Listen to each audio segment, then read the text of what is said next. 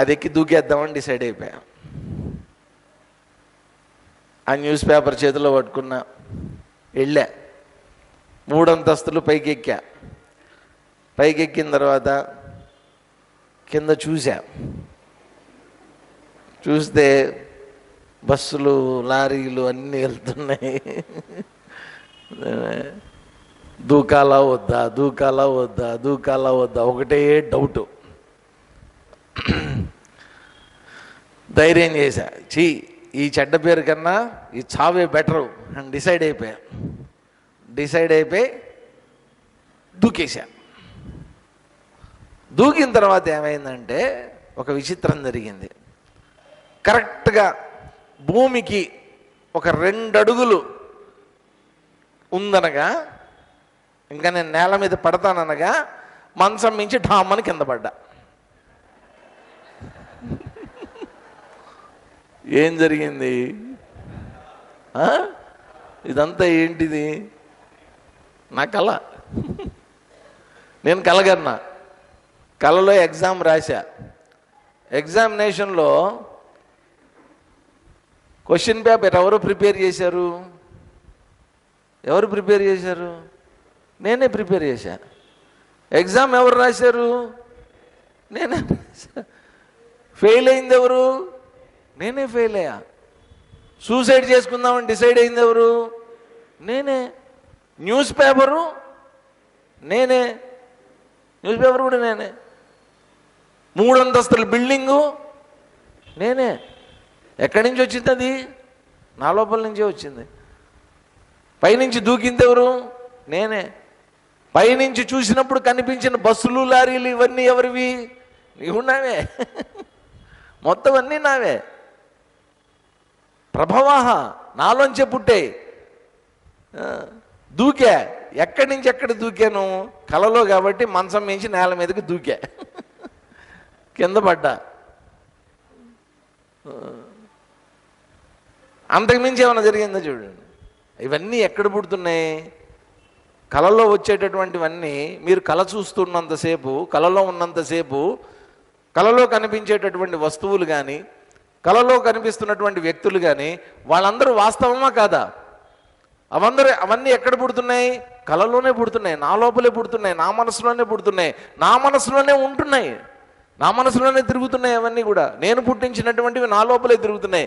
కాబట్టి ఇప్పుడు మనందరం ఎక్కడున్నామండి? భగవంతుడి యొక్క స్వప్నంలో మనం ఉన్నాం. భగవంతుడి యొక్క స్వప్నంలో పుట్టాము. భగవంతుడి యొక్క స్వప్నం ఇదంతా జరుగుతోంది. భగవంతుడి స్వప్నంలో ఉన్నటువంటి క్యారెక్టరైజేషన్ అంతా మనందరినీ క్రియేట్ చేశాడు ఆయన. మళ్ళీ ఈ క్యారెక్టర్స్ అన్నీ కూడా ఆయన స్వప్నం పూర్తి అయిపోయిన తర్వాత దాంట్లోకి వెళ్ళిపోతాం. ఇది వాస్తవమైనటువంటి స్వప్నం. ఇది స్వప్నం అన్న సంగతి తెలియక మనం ఇక్కడ చేస్తున్నటువంటిది ఏంటంటే ఇదంతా నిజం అనుకుంటున్నాం. అంతా ఆయనలోంచే వచ్చింది, ఆయనలోనే కదులుతోంది, ఆయన లోపలికి వెళ్ళిపోతుంది ఇదంతా అని ఎవరు తెలుసుకోగలుగుతారు? ఎవరో కొద్దిమంది వివేకులు, బుధులైనటువంటి వాళ్ళు, జ్ఞానం కలిగినటువంటి వాళ్ళు, ఓరి పిచ్చోడా ఇదంతా నిజంగా కనిపిస్తున్నప్పటికీ ఇదంతా అవాస్తవం, ఇదంతా అబద్ధం అన్నటువంటి విషయాన్ని తెలుసుకోగలిగినటువంటి వాళ్ళు, తెలివైనటువంటి వాళ్ళు.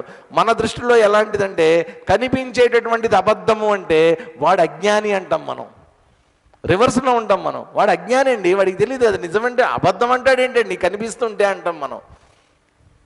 కానీ కనిపిస్తున్నటువంటిదంతా అబద్ధం. ఇక్కడ ఏది లేదు, ఉన్నదంతా కూడా పరమాత్మ నుంచే వచ్చింది, ఆయనలోకి వెళ్ళిపోతుంది అని చెప్పి తర్వాత చెప్తున్నారు చూడండి. మచ్చిత్తామద్గత ప్రాణాః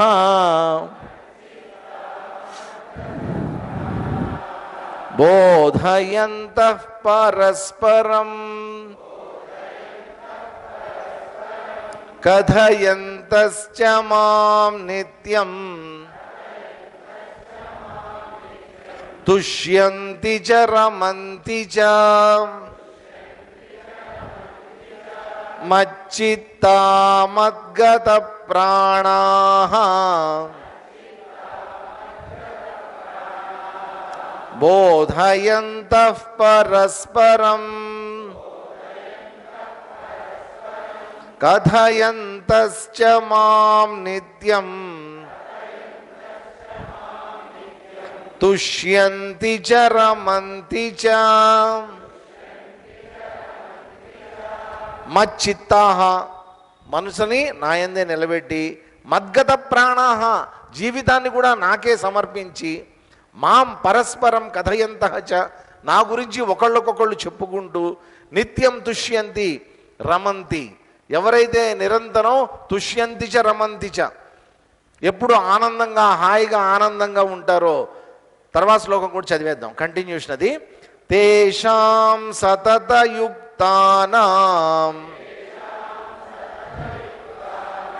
భజతాం ప్రీతిపూర్వకం దదామి బుద్ధియోగం తం ఏన మాముపయాంతి తే తేషాం సతతయుక్తానాం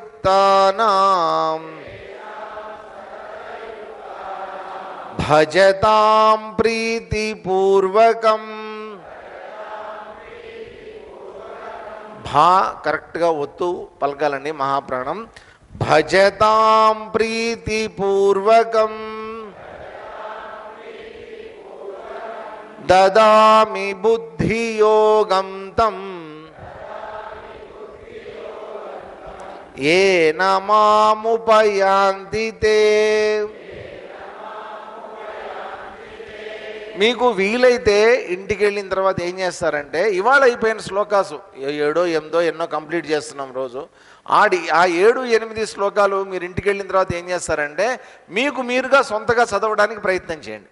చదవటం అలవాటు ఉన్నటువంటి వాళ్ళు సరే అది వేరే, చదవటం అలవాటు లేనటువంటి వాళ్ళు ఒక్కసారి చదవడానికి ప్రయత్నం చేయండి. ఆ చదివేటప్పుడు ఏం చేస్తారంటే ఎక్కడెక్కడైతే ఈ మహాప్రాణాలు ఎక్కడెక్కడైతే ఈ సంయుక్తాక్షరాలు ద్విత్తాక్షరాలు ఇవన్నీ వస్తున్నాయో అవన్నీ కరెక్ట్గా నేను ప్రొనౌన్స్ చేయగలుగుతున్నానా లేదా, నా నోరు సరిగ్గా తిరుగుతుందా లేదా అనేటువంటిది ఒకసారి గమనించుకోండి. కథ ఎంతశ్చ ఆ కథ థ అనే శబ్దం కరెక్ట్గా పలుకుతున్నానా ఇట్లాంటివన్నీ చూసుకోండి. తుష్యంతి చ రమంతి చ కరెక్ట్గా ఎక్కడ సున్నా రమన్ తుష్యన్ ఉంద్ అటువంటివన్నీ చెక్ చేసుకుంటూ ఉండండి. ఏదైనా డౌట్ ఉంటే ఎవరినైనా తెలిసిన వాళ్ళని అడగండి, దయచేసి కరెక్ట్ చేసేసుకోండి. ఇంతకుముందు శ్లోకంలో చెప్పింది ఏంటంటే ఎవరైతే వాళ్ళ మనస్సుని నాకు సమర్పించి వాళ్ళ ప్రాణాలను సైతం వాళ్ళ జీవితాలను సైతం నాకు సమర్పించి నా గురించి పరస్పరం ఒకళ్ళకొకళ్ళు చెప్పుకుంటూ ఉంటారో నిత్యం తుష్యంతి చ రమంతి చ ఎప్పుడు ఆనందంలోనే భగవదానందంలోనే గడుపుతూ ఉంటారో అటువంటి వాళ్ళ గురించి చెప్తున్నారు. సతతయుక్తానాం ప్రీతిపూర్వకాం భజతాం తేషాం నన్ను ఎప్పుడు కూడా ప్రీతిపూర్వకంగా నన్ను భజించేటటువంటి వాళ్ళు, నన్ను ఆరాధించేటటువంటి వాళ్ళు, నన్ను కొలిచేటటువంటి వాళ్ళు ఏనతే మాముపయాంతి అటువంటి వాళ్ళందరూ కూడా ఏం చేస్తారు మాం ఉపయాంతి నన్ను చేరుకుంటారు. తం బుద్ధియోగం దదామి వాళ్ళకి నేను బుద్ధియోగాన్ని ఇస్తాను. కాబట్టి భగవద్భక్తి అనేటువంటిది ఒక్కసారి కలిగినటువంటి వాళ్ళండి ఆ రుచి అనేటువంటిది తెలిసినటువంటి వాళ్ళు, భక్తిలో ఉండేటటువంటి భక్తి పారవస్యంలో ఉండేటటువంటి ఆ రుచి తెలిసినటువంటి వాళ్ళు. కొంతమందిలో ఏంటంటే స్కెప్టిజం ఉంటుంది. స్కెప్టిజం అంటే ఏంటంటే భగవంతుడు ఉన్నాడు అని నువ్వు అంటున్నావు, ఉన్నాడని నేను ఒప్పుకుంటా, గ్యారంటీగా ఒప్పుకుంటా. కాకపోతే నాకేంటంటే నాకు ప్రూవ్ చేయంటారు, నాకు నిరూపించు, భగవంతుడు ఉన్నాడు అనేటువంటి విషయాన్ని నిరూపిస్తే నేను ఖచ్చితంగా ఒప్పుకుంటా. దాంట్లో వాళ్ళ తప్పేం లేదండి. ఎందుకని తప్పు లేదు, వాళ్ళు నమ్మడానికి అన్నిటినీ నమ్మినటువంటి వాళ్ళు దీన్ని కూడా నమ్మడానికి సిద్ధంగానే ఉన్నారు. కాకపోతే ఏంటి భగవంతుడి యొక్క స్ఫురణ, భగవంతుడి యొక్క వ్యక్తీకరణ వాళ్ళకి అర్థం కాకపోవటం వల్ల భగవంతుడి మీద నమ్మకం అనేటువంటిది రాదు, విశ్వాసం అనేటువంటిది రాదు వాళ్ళకి. కొంతమందిలో ఏంటి వాళ్ళకి జీవితంలో ఏవో జరిగినటువంటి సంఘటనల వల్ల కానివ్వండి, కొంతమంది ఒక్కొక్కసారి అంటూ ఉంటారు, స్వామి నేను ఏదో కష్టం వచ్చింది, కష్టం వచ్చినప్పుడు నేను వెంకటేశ్వర స్వామిని నేను ప్రార్థించాను, వెంకటేశ్వర స్వామిని ప్రార్థించినప్పుడు నా కష్టం తొలగిపోయింది, అప్పటి నుంచి అండి నేను వెంకటేశ్వర స్వామికి భక్తుడిని అయిపోయానండి అలా ఏదో వాళ్ళ జీవితంలో అనుకోకుండా ఏదో ఒక సంఘటన జరగటం, ఒక దేవుణ్ణి మొక్కుకోవటం, ఆ కష్టం తొలగిపోవటం, వెంటనే వాళ్ళకి భక్తులైపోవటం, అలా జీవితాంతం ఇంకా ఆ ఆ వెంకటేశ్వర స్వామి భక్తుల్లోనే నిరంతరం ఉండటం, మాటి మాటికి తిరుపతి వెళ్ళటం, ఆ ప్రసాదం ఎవరన్నా ఇస్తే కళ్ళకద్దుకుని చక్కగా వెంకటేశ్వర స్వామి లాగా భావించి తినటం. మీకు ఒక విచిత్రం చెప్తానండి. విజయవాడలో తిరుమల ఎక్స్ప్రెస్ పొద్దున్నే 6ంటికి వస్తుంది, అది విజయవాడకి. రాత్రి బయలుదేరి పొద్దున్న 5:30, 6ంటికి వస్తుంది అన్నమాట. అందరూ మొత్తం రైలు అంతా రైలు అంతా గుళ్ళే ఉంటాయి. చాలామంది ఏం చేస్తారంటే స్టేషన్కి వచ్చిన వాళ్ళు ఏం లేదండి, కిటికీలోంచి చేయి పెట్టి గుండె మీద ఇట్లా నిమిరి నమస్కారం చేసుకుంటారు. స్టేషన్కి వచ్చిన వాళ్ళు ఏదో పనుల మీద వస్తూ ఉంటారు కదా, వాళ్ళకి వీళ్ళకి ఎక్కడమి ఏం లేదండి, ధైర్యంగా వెళ్ళి ఆ గుండె మీద చేయి పెట్టి ఇట్లా అని నమస్కారం చేసుకుంటారు. వెంకటేశ్వర స్వామి చూసినంత, వెంకటేశ్వర స్వామికి నమస్కారం చేసినంత, ఆయన గుళ్ళోకి వెళ్ళి నమస్కారం చేసుకున్నంత ఆనందపడిపోతారు వాళ్ళు. ఏంటంటే మామూలుగా మనం చూస్తాం కృష్ణ భక్తులు వాళ్ళందరూ కూడా, ఆవిడెవరు, మీరాబాయి గారు. ఆ మీరాబాయి గారు అమ్మ ఆ కృష్ణ భక్తి, ఆ భక్తిలో ఆవిడ గాన పార్వశ్యంలో బ్రహ్మాండమైన కీర్తనలు పాడింది, భజనలు పాడింది. ఆవిడని చంపాలని ఎంతో ప్రయత్నం చేశారు కూడా రాజుగారు. ఎంత ప్రయత్నం చేసినా కానీ ఆవిడ ఆ కృష్ణ భక్తిలో ప్రతిసారి బతికిపోతూ వచ్చింది. ఆవిడ్ని అందరూ తిట్టేవారు. నీకు ఏంటి కృష్ణుడిని భర్తగా భావించేది ఆవిడ. కృష్ణుడే నా భర్త అనుకునేది ఆవిడ. అందరూ తిట్టేవారు, నీకు భర్త ఆల్రెడీ ఉండి నువ్వు కృష్ణుడిని భర్త అంటావేమిటి అని తిట్టేవారు. తిడితే ఆవిడేమనేదంటే, ఓరి పిచ్చోళ్ళలారా, మీరందరూ మీ భర్తల్ని భగవంతుడిగా ఆరాధిస్తున్నారా లేదా? మీ భర్తని దైవంగా ఆరాధిస్తారా లేదా? నేను దైవాన్నే భర్తగా ఆరాధిస్తున్నా, తప్పేంటి అని అడిగింది ఆవిడ. దైవాన్నే నా భర్త, కృష్ణుడే నా భర్త అనుకున్నా, తప్పేంటి? నా భర్త కృష్ణుడు అనుకోవడం కన్నా కృష్ణుడే నా భర్త అనుకుంటే ఇంకా దానివల్ల ఇంకా మంచి లాభమే కదా నాకు అనుకునేది ఆవిడ. తర్వాత ఆమె మొత్తానికి ఆ కృష్ణుడి యొక్క తత్వాన్ని గానం చేస్తూ ఆ కృష్ణతత్వంలోనే ఆవిడ అలాగే శరీరం విడిచిపెట్టేసింది ఆవిడ. కథ ఎంతస్య, ఒకసారి ఆ గానామృతానికి అలవాటు పడినటువంటి వాళ్ళు, ఆ భగవద్భక్తికి, భగవంతుడి యొక్క లీలల్ని తెలుసుకుని వాడి యొక్క గానానికి అలవాటు పడినటువంటి వాళ్ళు, ఆ భక్తికి అలవాటు పడినటువంటి వాళ్ళు ఏం చేస్తారట, పరస్పరం అట్లాంటి వాళ్ళందరూ ఒక చోట చేరుతారు. చేరి భగవంతుడి యొక్క లీలల గురించే మాట్లాడుకుంటూ ఉంటారు, వాటి గురించే. ఒకసారి ఎవరు అమ్మ ఆవిడ వచ్చారు డల్లాస్ నుంచి, సురేఖ అమ్మ వచ్చినప్పుడు ఇంకేముండదు. ఆవిడ వచ్చిందంటే ఇంకా స్వామి చిన్మయానంద గారి గురించి అలా చెప్తూనే ఉంటుంది ఆవిడ అలా చెప్పడం మొదలుపెట్టి నేను చెప్తూ ఉంటా కథ ఎంతగా. ఇప్పుడు అప్పాజీ గారి భక్తులు ఉన్నారనుకోండి, వాళ్ళిద్దరు కలుసుకున్నారనుకోండి, అదే మాట్లాడుకుంటారు. ఎందుకని? ఆ భక్తి పారవస్యం అలాంటిది, వాళ్ళ జీవితంలో వాళ్ళకి కలిగినటువంటి అనుభవాలు అలాంటివి. మహాత్ముల గురించి కానీ భగవంతుడి గురించి కానీ ఎప్పుడైతే శరణాగతి అనేటువంటిది వస్తుందో, ఆ శరణాగతిలో ఏమవుతుందంటే వేరే ఇంకా మనసులో ఇంకేం కనబడదండి. ప్రాపంచికమైనటువంటి విషయాలు, లౌకికమైనటువంటి విషయాలు ఇంకా కనిపించవు. ఆ భగవంతుడి యొక్క చైతన్యమే లోపల నుంచి వ్యక్తం అవుతుంటే, అలాంటి వాళ్ళందరూ ఒక చోట చేరినప్పుడు అదే సత్సంగం జరుగుతూ ఉంటుంది ఎంతసేపు అక్కడ. మనం కూడా కోరుకోవాల్సింది ఏంటంటేనండి, నిరంతరం కోరుకోవాల్సింది ఏంటంటే అటువంటి సత్సంగంలో నేను ఉండాలి అని కోరుకోవాలి. అటువంటి సత్సంగంలో నేను ఉండాలి. ఈ పనికి మాలిన మాటలు కలిగేటటువంటి, అందుకనే ఏమన్నారు, పరస్పరం ఒకళ్ళతో ఒకళ్ళు మాట్లాడుకోవటం. కొత్త వాళ్ళకి వాళ్ళు మాట్లాడుకునేటటువంటి మాటలు బోరింగ్గా అనిపించవచ్చు, బట్ వాళ్ళు మాట్లాడుకునేటటువంటి దాంట్లో ఉండే డెప్త్ని మనం అర్థం చేసుకున్నప్పుడు భగవంతుడి యొక్క ధ్యానం జరుగుతూ ఉంటుంది మనకు తెలియకుండా అక్కడ. అటువంటి సత్సంగంలో నేను ఉన్నప్పుడు నా అంతఃకరణం కూడా శుద్ధి అవుతుంది, నేను కూడా వాళ్ళల్లో ఒక మంచి భక్తుడిగా తయారవుతా. శ్రీకృష్ణ పరమాత్మ చెప్తుంది అది, మచ్చిత్త మద్గత ప్రాణాహ. కొంతమందికి దేశభక్తి ఉంటుంది, ఆ దేశభక్తి కలిగినటువంటి వాళ్ళు ఏం చేస్తారు, దేశం కోసం ప్రాణాలు అర్పించడానికైనా సిద్ధంగా ఉంటారు. భగవంతుడి మీద భక్తి కలిగింది, భగవంతుడి కోసం ప్రాణాలు అర్పించడానికి సిద్ధంగా ఉంటారు.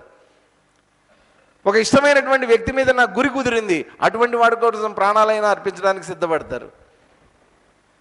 తల్లిదండ్రుల కోసం ప్రాణాలు అర్పించేటటువంటి వాళ్ళు ఉన్నారు, పిల్లల కోసం ప్రాణాలు అర్పించినటువంటి తల్లిదండ్రులు ఉన్నారు. ఎందుకని అది అక్కడ వారు తప్ప ఇంకా ఏమీ లేదు అనేటువంటి పరిపూర్ణమైనటువంటి నమ్మకం, భావన కలిగినప్పుడు అట్లా జరుగుతుందన్నమాట. అట్లాంటి వాళ్ళు ఒకళ్ళతో ఒకళ్ళు మాట్లాడుకోవడం అంతా తేషాం సతతయుక్తానాం భజితాం ప్రీతిపూర్వకం.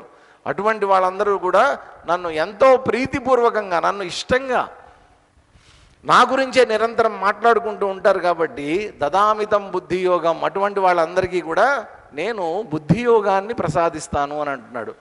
ఇక్కడ మనం జాగ్రత్తగా గమనించాలండి. కృష్ణ పరమాత్మ చెప్పదలుచుకున్నది ఏంటంటే, ఇంతకు ముందు మనం చదివిందంతా కూడా కర్మయోగం గురించి చదివాం. కర్మయోగం నుంచి మనం ఎక్కడికి తీసుకొని వచ్చారు? భక్తి యోగంలోకి తీసుకొని వచ్చారు. ఇక్కడ మనం అంతా కూడా ఏంటి? భగవంతుడి యొక్క విభూతులు, ఆయన యొక్క చైతన్యము, ఆయన యొక్క ప్రాశస్త్యము, దాని గురించి మనం మాట్లాడుకుంటున్నాం. భగవద్భక్తి గురించి మనం మాట్లాడుకుంటున్నాం. కృష్ణ పరమాత్మ ఇంకో మాట ఇక్కడ క్లియర్గా చెప్తున్నాడు. ఎవరైతే నా యందు భక్తి కలిగి ఉన్నారో అటువంటి వాళ్ళకి నేను బుద్ధియోగాన్ని కూడా ఇస్తాను అని అనడంలో అర్థం ఏంటంటే, అటువంటి వాళ్ళు కేవలం భక్తి దగ్గరే ఆగిపోరండి, భగవంతుడిని తత్వతః జ్ఞానపూర్వకంగా తెలుసుకుంటారు. ఆ జ్ఞానాన్ని కూడా భగవంతుడే ఇస్తాను అంటున్నాడు. కేవలం శ్రీకృష్ణుడే కాదు, ఇక్కడ శ్రీకృష్ణుడు కాదు, ఏ దైవాన్నైనా సరే, ఏ దేవతనైనా సరే మీరు ఆరాధించారు అంటే ఆ దేవత యొక్క ఆరాధన ఎక్కడికి తీసుకెళ్తుందంటే ఆయన యొక్క తత్వదర్శనం వరకు తీసుకుని వెళ్తుంది. మీరు ఎంతోమంది చూడండి, ఇప్పుడు మనకి అన్నమాచార్యుల వారు ఉన్నారు. అన్నమాచార్యుల వారు అన్ని పాటలు రాశారు. దాంట్లో అన్ని రకాల రసాలతో కూడుకున్న ఉన్నటువంటి పాటలు ఉంటాయి, నవరసాలతో కూడుకుని ఉన్నటువంటి పాటలు ఉంటాయి, ఆఖరికి శృంగార రసంతో కూడుకున్నటువంటి పాటలు కూడా రాశారు ఆయన. ఆయన ఏ భావాన్ని వదిలిపెట్టలేదు, ఆయన ఏ భావాన్ని వదిలిపెట్టలా. శ్రీకృష్ణుడు ఆయన వెంకటేశ్వర స్వామితోటి పోట్లాడినా ఆయనతోనే పోట్లాడాడు ఆయన. ఆయన కోపం వస్తే ఆ కోపాన్ని ఆయన మీదే ప్రదర్శించాడు. ఆయనకి ప్రేమ కనిపిస్తే ప్రేమ కూడా ఆయన మీదే కురిపించాడు. ఆయన ప్రతి ఒక్కటి ఆయనతోనే చేశాడు. ఆయన ఆఖరికి ఆయన పాడినటువంటిది ఏంటి చూడండి, బ్రహ్మం ఒక్కటే పరబ్రహ్మం ఒక్కటే అని పాడాడు ఆయన అన్నమాట. ఆ భక్తి ఎక్కడికి తీసుకుని వెళ్ళింది? ఆయన్ని అద్వైత స్థితికి తీసుకుని వెళ్ళింది. చూడండి, అద్వైత స్థితి. బ్రహ్మం ఒక్కటే అని ఒక వాగ్గేయకారుడు చెప్పడం అంటే, అది కూడా భక్తి పారవస్యంలో మునిగిపోయినటువంటి వాగ్గేయకారుడు చెప్పడం అంటే మాటలు కాదండి. కంటి శుక్రవారము లేడింట అని చెప్పి పాడినటువంటి ఆయనే బ్రహ్మం ఒక్కటే అని చెప్పి పాడాడు ఆయన. అలివేలు మంగ ఇంట్లోకి పద్మావతి ఇంట్లోకి పోతుంటాడు ఈయన అని చెప్పి పాడినటువంటి ఆయన. ఆ బ్రహ్మాన్ని ఎవరి కింద ఆయన తెలుసుకుంటున్నాడు మాటి మాటికి? వెంకటేశ్వర స్వామి ఆ పరబ్రహ్మతత్వం. అదే అన్నమాచార్యుల వారు జగడపు చనువుల జాజరా అని పాడారు ఆయన. అన్ని రకాలుగా ఆయన వైకుంఠవాసుడిగా పాడారు ఆయన్ని. కానీ చివరిలో ఆయన బ్రహ్మం ఒక్కటే పరబ్రహ్మం ఒక్కటే అన్నమాట. అది ఎక్కడి నుంచి వచ్చింది? ఎప్పుడైతే బుద్ధి వికసించిందో, బుద్ధిలో ఆ దైవం యొక్క భక్తి కలిగినప్పుడు ఆ భక్తి నుంచి ఆవిర్భవించినటువంటి జ్ఞానం ఏదైతే ఉందో ఆ జ్ఞానం కలిగినప్పుడు అద్వైత భావన అనేటువంటిది ఏర్పడుతుంది. దదామి బుద్ధియోగం తం, అటువంటి వాళ్ళకి నేను బుద్ధియోగాన్ని ఇస్తాను అనేటువంటి మాట చెప్పి తర్వాత చెప్తున్నారు. చూడండి, తేషామేవానుకంపార్థ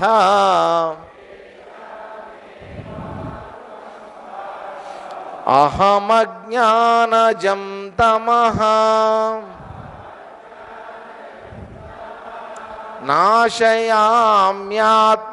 నాశయామ్యాత్మభావస్తః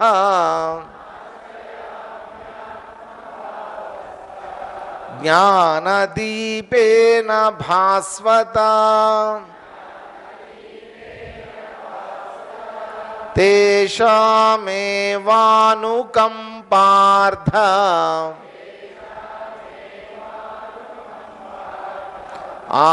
అహమజ్ఞానజం తమః నాశయామ్యాత్మభావస్థః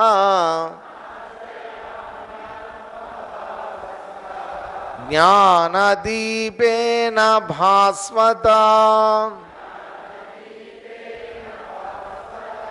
అహం తేషాం అనుకంపార్థం ఏవ, వాళ్ళని అటువంటి వాళ్ళని, అంటే ఇంతకుముందు శ్లోకంలో చెప్పారు చూసారా, అటువంటి వాళ్ళని కనికరించడం కోసం, వాళ్ళ మీద తమ ప్రేమని వ్యక్తపరచడం కోసం తన ప్రేమని ఆత్మభావస్థ, ఎక్కడుంటాను నేను, వాళ్ళ మనసుల్లో నిలబడి అజ్ఞానజంతమ భాస్వత జ్ఞానదీపేన నాశయామి, ఏం చేస్తాను, వాళ్ళ మనసుల్లో దూరి నేను వాళ్ళల్లో ఉన్నటువంటి అజ్ఞాన చీకట్లు అనేటువంటి వాటిని జ్ఞానం అనేటువంటి దీపంతో నేను తొలగిస్తాను.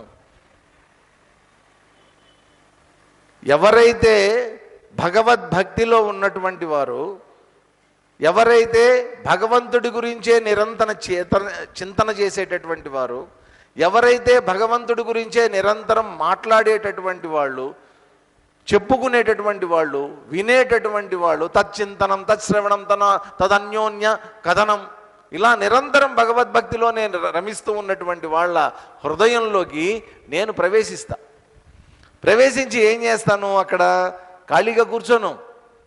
ఖాళీగా కూర్చోకుండా ఏం చేస్తాను, నెమ్మదిగా వాళ్ళల్లో ఉండేటటువంటి అజ్ఞానాన్ని జ్ఞానం అనేటువంటి దీపంతో నేను తొలగిస్తా.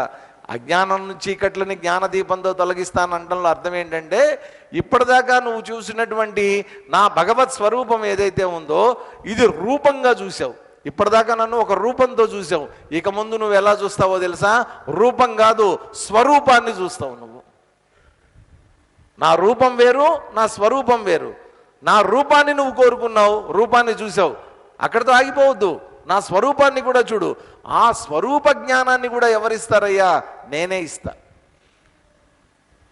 కాబట్టి భగవత్ సంబంధమైనటువంటి జ్ఞానం నాకు కలగాలి అని కోరుకున్నటువంటి వాళ్ళందరికీ కూడా మొట్టమొదట ఉండవలసింది ఏంటో తెలుసా అండి, భగవంతుడి పట్ల భక్తి అనేటువంటిది ఉండాలి. దీన్నే ఏమంటారంటే జ్ఞానపూరితమైనటువంటి భక్తి అని అన్నారు. మనకుండేటటువంటిది అంతా ఏంటంటే మూర్ఖభక్తి, మూఢభక్తి అంటారు. మూఢభక్తి అంటే ఏంటి, నాకు ఇంతే భగవంతుడు, నాకు ఇంతే, ఇలాగే ఉండాలి, ఇంకో దేవుడిని నేను ఒప్పుకోను, వాళ్ళు వైష్ణవులు, వీళ్ళు శైవులు. మూఢభక్తి ఇదంతా. కాబట్టి ఈ మూఢభక్తిలో ఏమవుతుంది, అజ్ఞానం పేరుకుపోతుంది. దీనివల్ల రావలసినటువంటిది జ్ఞానము, నీకు వచ్చేటటువంటిది భక్తిలో అజ్ఞానం వస్తుంది. ఇక్కడ ఏం చెప్తున్నారు, నేను లోపల ఉండి వాళ్ళ హృదయాల్లో ఉండి వాళ్ళల్లో ఉండేటటువంటి అనేకత్వము అనేటువంటి అజ్ఞానం, భగవంతుడి యొక్క నానా రూపాలతో కూడుకుని ఉన్నటువంటి అజ్ఞానాన్ని తొలగించి ఏకత్వము అనేటువంటి జ్ఞానాన్ని నేను ప్రసాదిస్తాను. ఆ జ్ఞానం అనేటువంటి వెలుగుని నేను వాళ్ళకి అందిస్తాను అని చెప్తున్నాడు. కాబట్టి భగవంతుడి దగ్గర నుంచి మనం ఏం కోరుకుందాం, భగవంతుడి దగ్గర నుంచి ఎక్కువ అజ్ఞానాన్ని కోరుకోవద్దండి. భగవంతుడి దగ్గర నుంచి నాకు జ్ఞానం కలగాలి అని కోరుకోండి. భగవంతుడి నుంచి నాకు జ్ఞానం కలగాలి అని కోరుకోవాలంటే ఏం చేయాలి, జ్ఞానాన్ని సంపాదించడం కష్టంగా అనిపిస్తుందా, ఏం పర్వాలేదు, భగవంతుడిని మనసులో నింపుకో, ఆయనే జ్ఞానాన్ని కలిగిస్తాడు. భగవంతుడు లోపల ఉండడమే మహాజ్ఞానం అండి. ఆ జ్ఞానం ఆయనే ఇస్తాడు మనకి. అది చెప్తున్నటువంటిది అక్కడ. తర్వాత ఏమంటున్నాడంటే, ఇక్కడతోటి శ్రీకృష్ణ పరమాత్మ చెప్పదలుచుకున్నటువంటిది కొంచెం తగ్గించి ఇప్పుడు అర్జునుడు ప్రవేశిస్తున్నాడు రంగంలోకి. ఆయన మాట్లాడుతున్నాడు అన్నమాట నెమ్మదిగా. ఎందుకని, మొదట్లోనే చెప్పాడు కదా శ్రీకృష్ణ పరమాత్మ, ఏమన్నాడు, నేను చెప్పేది నీకు బాగా అర్థమవుతోంది, నీకు నమ్మకం కలిగింది కాబట్టి ఇప్పుడు నేను చెప్పబోయేది విను అని అన్నాడు. కాబట్టి అర్జునుడిలో కూడా నెమ్మదిగా ఈ అజ్ఞానం అనేటువంటిది తొలగిపోయి జ్ఞానం అనేటువంటిది ప్రవేశిస్తోంది. అందుకని ఇక్కడి నుంచి ఎట్లా అడుగుతున్నాడంటే, అజ్ఞానంగా అడగడండి ప్రశ్నలు, జ్ఞానపూరితమైనటువంటి ప్రశ్నలు అడుగుతూ ఉంటాడు. ఏం అడుగుతున్నాడు చూడండి. అర్జున ఉవాచ పరం బ్రహ్మ పరం ధామ పవిత్రం పరమం భవాన్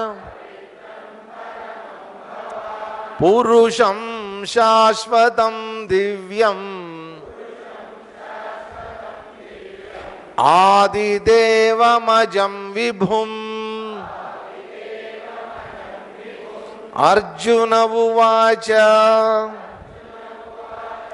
పరం బ్రహ్మ పరం ధామ పవిత్రం పరమం భవాన్ పురుషం శాశ్వతం దివ్యం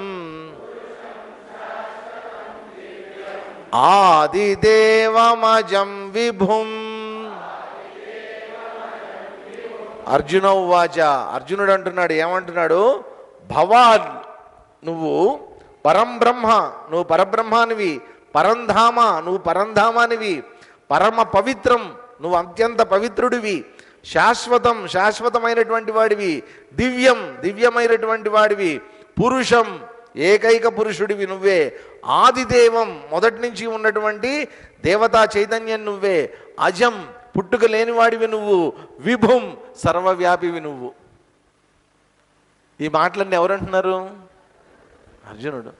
ఇప్పటిదాకా పాపం శ్రీకృష్ణ పరమాత్మ దాదాపు 9 అధ్యాయాలు ఇవన్నీ నేను నేను నేను నేను నేను నేనని మొత్తుకుని చెప్తే ఇప్పటికి అర్థమైంది అర్జునుడికి.